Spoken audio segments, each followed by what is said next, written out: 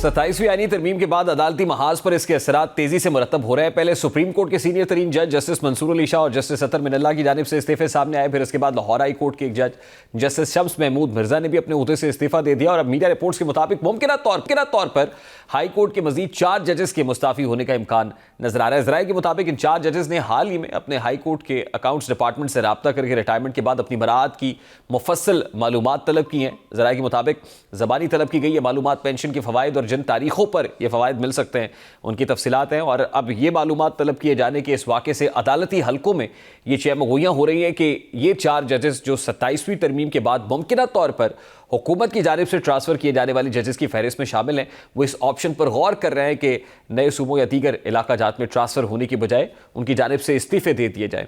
Media reports के मुताबिक इनमें से 2 जजेस ऐसे हैं जो आइंदा माह किसी भी वक्त पेंशन के लिए अहल हो जाएंगे। और ज़राए के मुताबिक अगर इन जजेस साहिबान ने इस्तीफ़ा देने का फैसला किया तो उस सूरत में ये वाज़ेह नहीं क्या ये इस्तीफ़े फौरी तौर पर आएंगे या जब वो पेंशन और मराद के लिए क्वालिफाई करेंगे तब उनकी जानिब से इस्तीफ़े दिए जाएंगे। और ज़राए के मुताबिक अगर जजेस इस्तीफ़े देते हैं तो फिर ये वाज़ेह नहीं है कि ये 4 जजेस मिलकर इस्तीफ़ा देंगे या फिर एक एक करके मुस्ताफ़ी होंगे। बहरहाल जजेस के इस्तीफ़ों की बाज़गश्त एक ऐसे वक्त पर सामने आ रही है जब हुकूमत ने 27th अमेंडमेंट जुडिशल रीशफलिंग यानी अदालतों में रद्दोबदल करने का मंसूबा बनाया है। और हुकूमती हलकों का कहना है कि ये रीशफलिंग ज़रूरी है ताकि ऐसे जजेस के रवैये के मसाइल को हल किया जा सके जो हुकूमत के बकौल अदलिया की बेतौकीरी का सबब बनते हैं। जबकि बाज़ आईनी माहिरीन की राय यह है कि 27वीं तरमीम ने अदलिया की आज़ादी को ज़बरदस्त धचका पहुँचाया है और ऐसी सूरत हाल में आज़ाद ख्याल जजेस के लिए ओहदों पर बाकी रहना मुश्किल हो गया है। यानी वाज़ेह नज़र आ रहा है कि 27वीं आईनी तरमीम के बाद अदालती निज़ाम में तब्दीलियों का आगाज़ हो चुका है, जिसके नतीजे में जजेस के दरमियान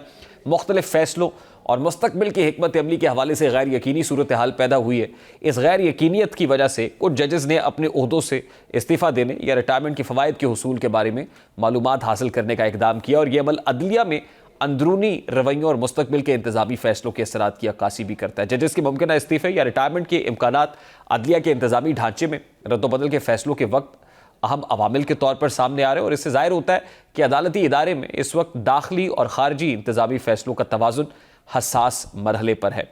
अब दूसरी जानिब 27वीं आईनी तरमीम के नतीजे में supreme judicial council, judicial commission और प्रैक्टिस एंड कमेटी की तश्कीलें नौ भी कर दी गई है। सुप्रीम कोर्ट की जानिब से जारी एलामिये के मुताबिक दोनों चीफ जस्टिस साहिबान की मुशावरत से justice Jamal Khan Mandokhel supreme court judicial council के मेंबर बन गए हैं, जबकि justice Amir Farooq judicial commission के मेंबर नामजद किए गए हैं। इसी तरह chief justice Yahya Afridi supreme judicial council के सरबराह होंगे। जारी एलामिये के मुताबिक chief justice Aminuddin Khan judicial council के दूसरे सीनियर मेंबर होंगे। फिर justice Munib Akhtar, justice Hassan Azhar Rizvi, justice Jamal Mandokhel judicial council के रुकन होंगे। इसी तरह chief justice Aminuddin Khan, justice Munib Akhtar commission के रुकन होंगे। जस्टिस हसन रिजवी, जस्टिस आमिर फारूक भी जुडिशल कमीशन के मेंबर बन गए। इनके अलावा वज़ीर कानून Azam Nazeer Tarar, attorney general Mansoor Awan commission के रुकन होंगे और एलामिये के मुताबिक हुकूमती और अपोजिशन के 2 अरकान पार्लियामान कमीशन के रुकन होंगे। पाकिस्तान का जो बार काउंसिल का नामजद वकील और स्पीकर की जो नामजद खातून जो है वो भी कमीशन की मेंबर होंगी। इस सारे मामले पर बात करेंगे। इस वक्त सीनियर सहाफ़ी तजियाकार इमरान वसीम साहब ने हमें ज्वाइन किया है। अस्सलाम वालेकुम इमरान वसीम साहब, बहुत बहुत शुक्रिया आपके वक्त के लिए। सबसे पहले तो ये जो बाज़गश्त जजेस के इस्तीफ़े से मुताल्लिक है, इस पर आपकी वर्किंग क्या है, किस हद तक सदाकत है इस मामले में कि मुमकिन तौर पर जजेस मुस्ताफ़ी हो सकते हैं? देखें, हमने तो पॉसिबिलिटी पे बात करनी है, आप भी पॉसिबिलिटी की बात कर रहे हैं और जिस आर्टिकल के ऊपर आप ये प्रोग्राम कर रहे हैं उसमें भी पॉसिबिलिटी की बात की गई है। तो जस्टिस मंसूर अली शाह जिन्होंने चंद रोज पहले अपना इस्तीफा दिया था सुप्रीम कोर्ट के जज के मनसब से, अगर माजी की बात करें तो जब कभी भी हमारी इंटरेक्शन हुई जस्टिस मंसूर अली शाह से 26वीं आईनी तरमीम के बाद, तो हमेशा मंसूर अली शाह साहब ने यह कहा कि किस बात का इस्तीफा, मैं अपने ओहदे से क्यों मुस्तफी हूं, हम सिस्टम में रहेंगे और जो हमारा काम है लोगों को इंसाफ देना, हम इंसाफ देते रहेंगे। लेकिन हमने देखा कि वही जज साहब जो अपने इस्तीफे की खबरों को झुटलाते थे कि वो रिजाइन करके चले जाएंगे, लेकिन 27वीं आईनी तरमीम के बाद जस्टिस मंसूर शाह साहब जो हैं अपने ओहदे से मुस्तफी हो गए, बल्कि उन जजेस में थे जिन्होंने सबसे पहले 27वीं आईनी तरमीम के खिलाफ जो है अपना इस्तीफा दिया और उनके साथ अतर मिनल्ला साहब थे। इसी तरीके से अगर हम इस्लामाबाद हाई कोर्ट की बात करें तो वहां पे खबर में जो रिपोर्ट किया गया है उसमें तो 4 जजेस की बात की गई है, लेकिन जजेस तो 5 हैं जिनका 27वीं आईनी तरमीम पे एतराज हो सकता है, या जिन 5 जजेस ने इस्लामाबाद हाई कोर्ट में 3 ट्रांसफर जजेस के खिलाफ जो पिटीशन सुप्रीम कोर्ट में दायर की थी वो 5 जज हैं। अब उस आर्टिकल में किसी जज का नाम नहीं, लेकिन हम अंदाजा कर सकते हैं बीइंग ए कोर्ट रिपोर्टर कि एक तो उसमें मोहसिन अख्तर कियानी साहब है। मोहसिन अख्तर कियानी साहब के तो 5 साल अदलिया में मुकम्मल हो चुके हैं, यानी सर्विस के बतौर जज उनके 5 साल मुकम्मल हो चुके हैं। आज अगर वो रिजाइन करते हैं तो उनको मुकम्मल पेंशन मिलेगी, मुकम्मल मराहत मिलेगी। इसके बाद अगर हम देखें तो जस्टिस मियां गुल हसन औरंगजेब साहब हैं, लेकिन उनके बारे में इतलात ये हैं कि आइंदा आने वाले दिनों में जो जुडिशल कमीशन का इजलास बुलाया जाएगा तो जस्टिस मियां गुल हसन औरंगजेब जो कि सुप्रीम कोर्ट के कायम मकाम जज हैं, उन्हें सुप्रीम कोर्ट का मुस्तकिल जज लगा दिया जाएगा। अगले नंबर पे अगर हम चलें तो फिर जैसे तारिक महमूद जहांगीरी साहब हैं और जस्टिस बाबर सत्तार साहब हैं, जिनकी इस्लामाबाद हाई कोर्ट में तैनाती 30 दिसंबर 2020 को हुई थी। यानी अगले माह 29 दिसंबर को ये दोनों जज साहबान हैं, इनकी इस्लामाबाद हाई कोर्ट में बतौर जज जो सर्विस है उसके 5 साल मुकम्मल हो जाएंगे। यानी 5 साल अगर आपकी जज की सर्विस के हो जाते हैं तो फिर आप पेंशन, बरात और दीगर जो पर्क्स होते हैं उसकी आपकी एंटाइटलमेंट हो जाती है।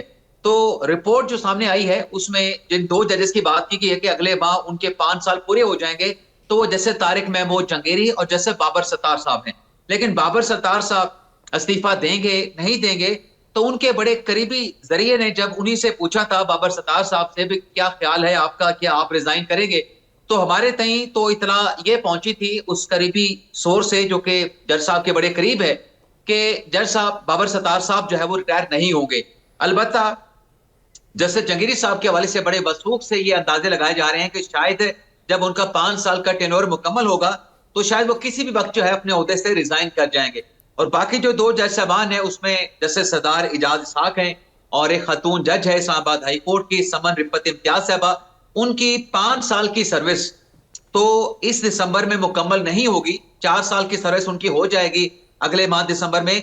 उनकी 5 साल की जो सर्विस है वो अगले साल 2026 के दिसंबर में जाके मुकम्मल होगी। लेकिन ऐसे अदालती फैसले भी मौजूद हैं जिसमें अगर 4 साल भी आपकी सर्विस है तो आपको पेंशन मिल सकती है। लेकिन देखना यह होगा कि ये दोनों जज अगर रिजाइन करते हैं, सरदार इजाज इसहाक साहब और समन रिपत इम्तियाज साहबा, तो क्या वो 4 साल वाली कैटेगरी में आएंगे? सरदार साहब इजाज इसहाक साहब सुप्रीम कोर्ट पिछले दिनों आए थे जब उन्होंने अपने हाई कोर्ट के चीफ जस्टिस के खिलाफ एक पिटीशन सुप्रीम कोर्ट में दायर की थी। तो उनसे यह सवाल पूछा गया था, मेरे सामने यह सवाल हुआ था कि क्या आप स्टेप डाउन करेंगे? तो उनकी तरफ से कहा गया था कि यह स्टेप डाउन नहीं होगा, यह स्टेप आउट होगा। ठीक। यानी उनके जहन में भी स्टेप डाउन करना या स्टेप आउट करने की कहीं ना कोई बात जो है वो चल रही है। जब हम इमरान वसीम साहब हम पॉसिबिलिटीज की बात कर रहे हैं, मुमकिनात की बात कर रहे हैं, तो गालिब इम्कान यही है कि अगर जजेस मुस्ताफी होते हैं तो गालिब इम्कान यह है कि उनका ताल्लुक इस्लामाबाद हाई कोर्ट से होगा।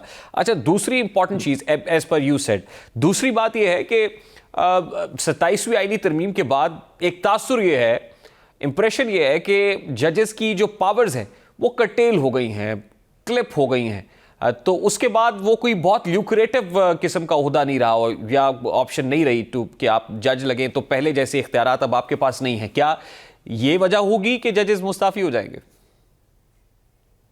अच्छा रेहान भाई, मैं इस बात से इत्तफाक नहीं कर कि जजेस के जो अख्तियारात हैं वो 26वीं आईनी तरमीम या 27वीं आईनी तरमीम से वो अख्तियारात खत्म हो गए हैं। मैं ये समझता हूं कि जज साहबान के पास अख्तियारात मौजूद रहते हैं। डिपेंड ये करता है कि एक जो जज है वो अपने अख्तियार को किस हद तक आइन और कानून के अंदर रहते हुए उसको इस्तेमाल करता है। मिसाल मैं ये पेश करूंगा कि जिन 6 जज साहबान ने लेटर लिखा था कि उन्हें अप्रोच किया गया, उनके जुडिशल काम में मुदाखलत की गई, तो खत लिखा गया कि इस पे supreme court, supreme judicial council code of conduct बनाए, कोई कमीशन बने, कोई इंक्वायरी की जाए। तो उस खत के ऊपर जो सुप्रीम कोर्ट में भी जज साहबान ने, काजी फैसल साहब ने 6 जज साहबान से कहा था कि आपके पास कंटेम्प्ट का अख्तियार है, आपने अपना कंटेम्प्ट का अख्तियार क्यों नहीं इस्तेमाल किया? तो ये उनके पास अख्तियार था। जब वो खतूत लिख रहे थे तो खतूत लिखने के बजाय वो कंटेम्प्ट का अख्तियार इस्तेमाल कर सकते थे। जैसे शौकत अजीज सिद्दीकी साहब के मामले पे जब कहा गया कि आपने जो बार में जाके तकरीर की है, अगर कोई आपसे मिलने आया था, वो जिस भी मनसब पे था, जिस भी ओहदे पे था, जितना भी ताकतवर था, अगर आपको उन्हें अप्रोच किया था किसी खास शख्सियत के खिलाफ, जो केसेस आपके खिलाफ थे, आपके पास थे, नवाज शरीफ के, मरियम नवाज के, तो आपको कंटेम्प्ट का नोटिस करना चाहिए था। तो यही बात इन 6 जजेस के केस में भी की गई। एक और मिसाल हम ले लेते हैं कि परवेज मुशर्रफ के दौर में, डिक्टेटर के दौर में, हमने देखा कि जो जज साहबान पीसीओ का हल्फ लेके बैठे थे, वही जजेस थे ना, जब इफ्तिखार मोहम्मद चौधरी को माजूल किया गया, उन्हीं जजेस ने अपने अख्तियारात को इस्तेमाल करने का फैसला किया। उन जज साहबान ने अपने अख्तियारात को आइन और कानून के अंदर रहते लेकिन हुए लेकिन इमरान साहब, अगर इन्हीं जजेस की आंख से देखा जाए तो वो काउंटर आर्गुमेंट ये भी दे सकते हैं कि हम कहते रहे फुल कोर्ट बुलाए, फुल कोर्ट नहीं बुलाया गया। 26 कॉन्स्टिट्यूशनल अमेंडमेंट, अभी दिस वाज एक्चुअली सब जुडिस इन द कोर्ट, और फिर 27th कर दी गई। तो बतौर इदारा और इदारे के जो बड़े हैं, जब वो प्रोटेक्शन या छतर छाया नहीं देंगे या उस तरीके से मामला चलते हुए नजर नहीं आएंगे। और अब 27वीं तरमीम के बाद तो वैसे ही वो जो ट्रांसफर्स के हवाले से और फिर 2 पैरेलल जुडिशल सिस्टम्स नाफिज कर दिए गए तो बहुत मुश्किल हो जाएगा। तो ये काउंटर आर्गुमेंट भी तो दे सकते हैं। इस पर भी 2 आर्गुमेंट्स हैं, काउंटर 2 आर्गुमेंट्स हैं। एक तो ये है कि ये जो 27वीं आईनी तरमीम से मुतल्लिक जो खत लिखे गए थे, शाहजी की जानिब से लिखा गया, अत्तर मिनल्ला साहब की जानिब से लिखा गया, आप उन दोनों खतूत को निकाल के देखें, जिसमें यह कहा गया कि आप फुल कोर्ट बनाएं और पार्लियामेंट से कहें, उनसे बात करें कि पहले हमारे साथ मुशावरत की जाए, जजेस का कोई कन्वेंशन हो, अदलिया के अख्तियारात जो है वो कम नहीं हो सकते, पार्लियामेंट ये कानून साजी नहीं कर सकती। दोनों जज साहबान ने अपने खत में ये बात करते हुए कि सुप्रीम कोर्ट से आप फेडरल कॉन्स्टिट्यूशन कोर्ट को जन्म नहीं दे सकते या उसकी तख्लीक नहीं कर सकते, किसी आइन के आर्टिकल का उन्होंने अपने दोनों खतूत में हवाला नहीं दिया कि कौन सा आइन का आर्टिकल है जो पार्लियामेंट को पाबंद बनाता है कि अगर आपने आईनी तरमीम करनी है, चाहे अदलिया से मुतल्लिक करनी है, तो आप अदलिया के साथ मुशावरत करें। ऐसे किसी आर्टिकल की उन्होंने निशानदेही नहीं की।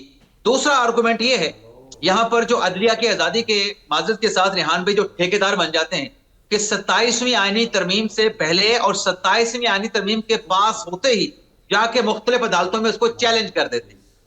जब आपने चैलेंज कर दी तो आप बेशक फुल कोर्ट का इजलास भी बुला लें, वैसे तो फुल कोर्ट का इजलास बुलाया गया था, लेकिन उस फुल कोर्ट के इजलास में इसलिए डिस्कशन नहीं की गई कि चूंकि उस पर पिटीशंस दायर हो चुकी थी। लाहौर हाई कोर्ट में भी मामला चैलेंज किया जा चुका था और सुप्रीम कोर्ट में भी 27वीं आईनी तरमीम के खिलाफ। अच्छा इमरान वसीम साहब, इमरान भाई, sorry to interrupt you here, कता कलामी के लिए माजरत आपसे। जब गुफ्तगू होती है, ये एक फ्लड ऑफ इंफॉर्मेशन होता है माशाल्लाह, you are all flow and very articulate.